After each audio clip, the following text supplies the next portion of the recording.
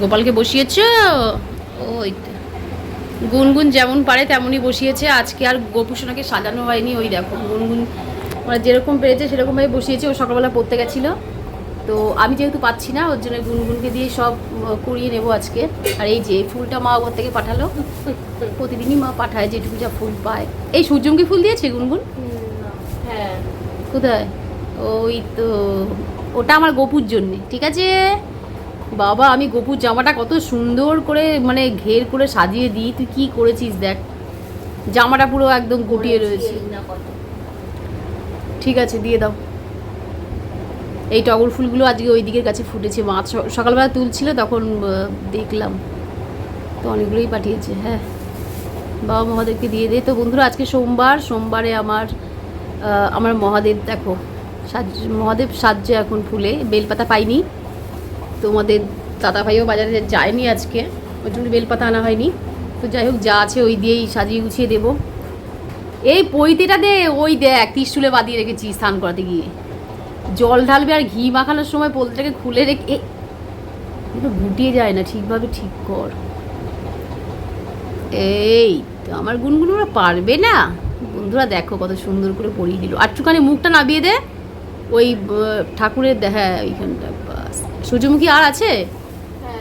মা লক্ষ্মীকে একটা দে না, সবাই যেমন পেলে আমার মা লক্ষ্মী একটা পাক। বাঁ হাতে করে বাবা ঠিক করে গুছিয়ে দাও। মা সরস্বতীর জন্য করে দাও বাবা। থাকলো না কি মা সরস্বতীর জন্য? তুমি তুলে এনে একটা দিয়ে দিও, গাছে তো অনেক আছে এখনো, তোমার ওই নিয়ে চিন্তা করতে হবে না। মা সরস্বতীর জন্য ওরে বাবা রে, অতগুলো কাঞ্চন ফুল একসঙ্গে আর টগর ফুল।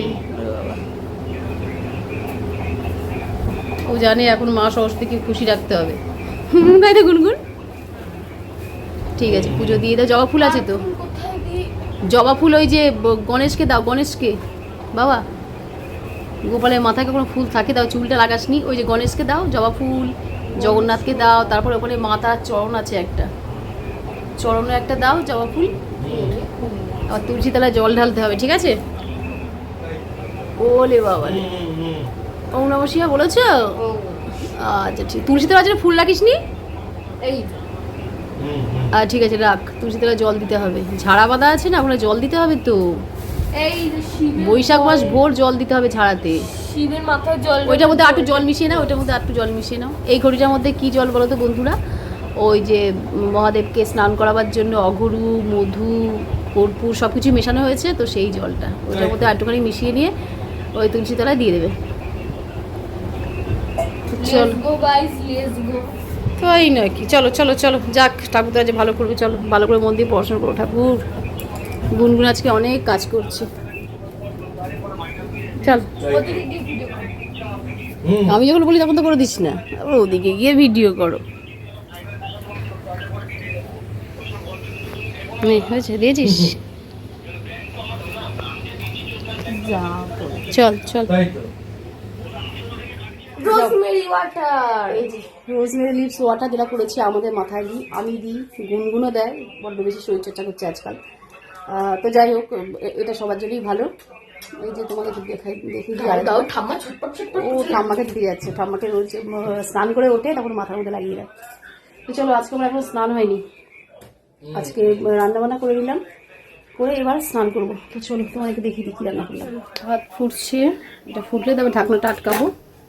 এই হচ্ছে ডাল, এটা টক ডাল না, এমনি ডালই করেছি, পেঁয়াজ রসুন দিয়ে স্বাদ দিয়েছি। আর এই দেখো এটা হচ্ছে ভেন্ডি ভাজা, উচ্ছে ভাজা, পটল ভাজা, আর হচ্ছে আর দেখো এটার মধ্যে আলু সেদ্ধ দিয়ে দিয়েছি, পেঁয়াজ দিয়ে মাখবো। চলো এই হলো আজকে রান্না। সন্ধ্যা বন্ধুরা, গুনগুন সন্ধ্যা দিয়ে নিয়েছে আর আমি গিয়েছিলাম মায়ের ঘরে, আচার নিয়ে এলাম। মা দেখো কুলের আচার করেছে প্রতি বছরের মতো। আমি এই শিশিরটার মধ্যে ঢালবো, কাঁচের শিশিরের মধ্যে রাখলে ভালো থাকে আচার, তো এটার মধ্যেই ঢেলে রাখবো। আর হচ্ছে তার সঙ্গে আমও এনেছি, ওগুলোও কাটতে হবে, আচার আরেকবার হবে। তো এটা আগে ঢেলে ফেলি, তারপরে তোমাদেরকে ওগুলো দেখাচ্ছি। তো আমের যে আচারটা দিল ওগুলো ঢেলে রাখলাম, আর এখন হচ্ছে কাটতে বসেছি। এই কিছুটা কেটে নিয়েছি, এক গান্ডি আম এখন বসে বসে কাটবো। আচার খাওয়া না বাবা, তো মা যে তবু এই অবস্থায় দিয়ে আচার করার ইচ্ছা হয়েছে এটাই অনেক। আর মায়ের এমনিতেই শরীরটা খারাপ, খারাপ মানে অপারেশনের পর যা হয় আর কি, 1.5-2 মাস মতো হতে চললো। এমনি এমনি সবকিছু ঠিকঠাক আছে, তো কেটে কেটে দেবো, শুধু নাড়বে, নেড়ে সুন্দর আচারটা তৈরি করবে। চলো আমগুলো কেটে নিই। আমগুলো কিন্তু কাটছি, দারুণ গন্ধ বেরোচ্ছে, খুব সুন্দর আমটা। আম কাটা হয়ে গেছে, এই যে 1 গামলি আম হয়েছে, আর এই দেখো কত গোটা খোসা হয়ে গেছে। তো চলো এগুলো মায়ের কাছে দিয়ে আসি। আর ওই যে ওদিকে গুনগুন বই নিয়ে বসেছে।